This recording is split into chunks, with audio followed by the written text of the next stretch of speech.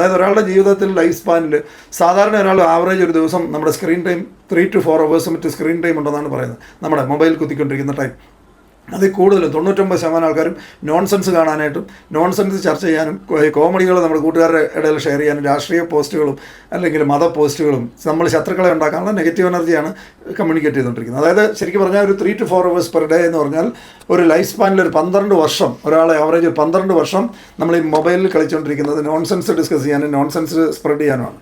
അതേ സ്ഥാനത്ത് നിങ്ങൾ ആലോചിച്ച് നോക്കുക, ആ 12 വർഷം ലൈഫിൽ ഡെഡിക്കേറ്റഡ് ആയിട്ട് നമ്മുടെ സക്സസ്സിന് വേണ്ടി, നമ്മുടെ ലൈഫിന് വേണ്ടി, മറ്റുള്ള ആൾക്കാരുടെ ലൈഫിന് വേണ്ടി, മറ്റുള്ള ആൾക്കാരുടെ ജീവിതത്തിൽ വിജയിപ്പിക്കാൻ വേണ്ടിയാണ് മാറ്റി വെക്കുന്നത്. കാരണം ഇതിനകത്ത് ആര് വിജയിക്കുന്നുണ്ടെങ്കിലും ഇതിൻ്റെ മാർക്കറ്റിംഗ് പ്ലാൻ നിങ്ങൾ ശ്രദ്ധിച്ചു കഴിഞ്ഞാൽ അറിയാൻ പറ്റും. താഴെയുള്ള ആൾക്കാരെ അപ്ലിഫ്റ്റ് ചെയ്ത് മാത്രമേ ഒരാൾക്ക് ഗ്രോ ചെയ്യാൻ പറ്റുള്ളൂ.